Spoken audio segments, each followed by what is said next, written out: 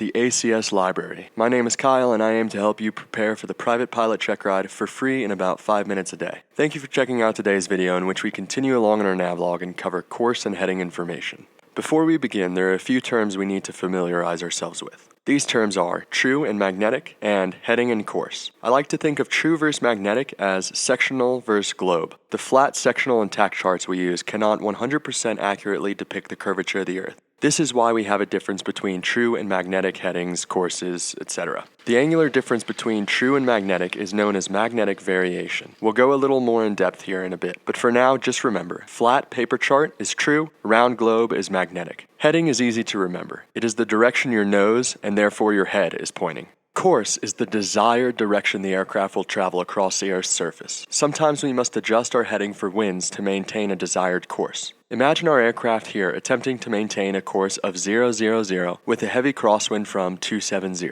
If we don't correct our heading, that wind may blow us 15 degrees off course to the right. In this situation, we have a heading of 000 but a ground track of 015. Meaning we are 15 degrees off course. In order to maintain a course of 000, we might have to maintain a heading of 345 to correct for winds. If winds are absent, heading, course, and track will all be the same. Let's refer back to our navlog from the previous few videos. Listed above in yellow is the equation we will work through in order to find our corrected desired magnetic heading. True course plus or minus wind correction angle leaves us with the true heading we must fly to maintain that course. Add or subtract magnetic variation and you are left with magnetic heading. Next, we account for your aircraft's deviation and we are left with our corrected magnetic heading. We will use this first leg here to work through an example problem. Looking at the Salt Lake City sectional, we've got our leg from Spanish Fork to West Desert marked in red here with a true course of 287. Once we have found our true course, it's a good idea to factor in the winds before factoring in magnetic variation. This is because winds aloft forecasts depict true rather than magnetic wind directions, so it would make sense to account for winds before we convert from true to magnetic. Winds are absent at this altitude on this date, so we can assume our true course and true heading will be the exact same. I will perform an example problem with winds present later in the video.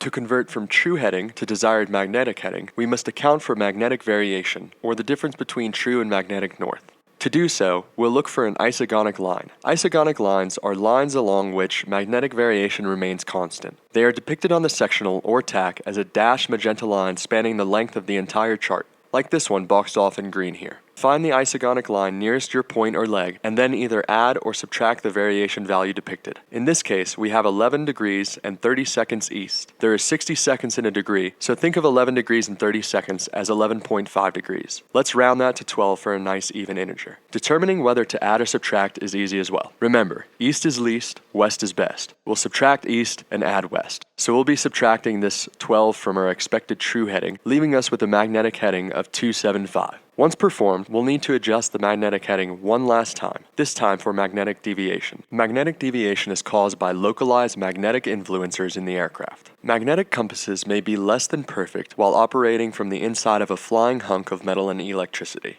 Manufacturers install compass deviation cards in the aircraft for this reason. Let's look at this example deviation card from the PHAK. Simply find the magnetic course nearest our desired magnetic course and find the adjustment listed underneath. For example, 275 is nearest 270, which means we should adjust by adding 4. Once we've done this, we're left with a final product, a magnetic heading of 279. We perform these same calculations for every leg of our navlog. Next, let's work through an example of what we would do if winds were present. We'll use our E6B and the data listed here.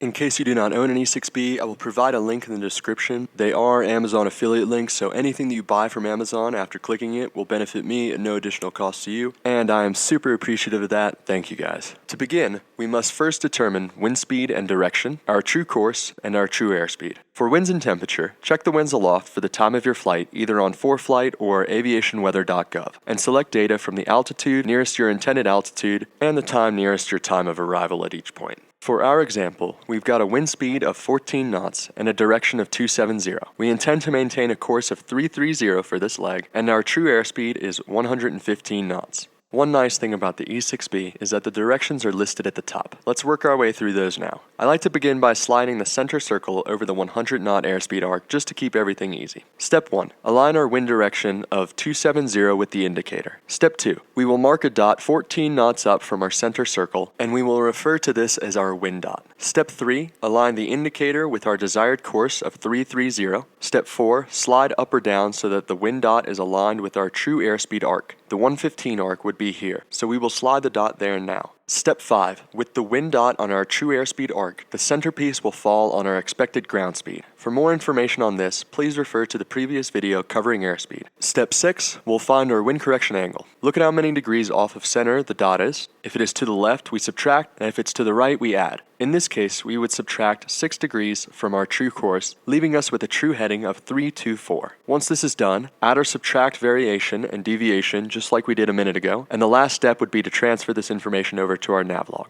This concludes today's video over course and heading information. All we have left to cover now is time and fuel burn. As always, thank you so much for checking out the ACS Library. If you've learned something from this video, I hope that you might like or share it. Don't forget to subscribe for future videos, and once subscribed, make sure to hit the bell for notifications. I love seeing feedback in the comments section as well. Thanks again, and safe flying.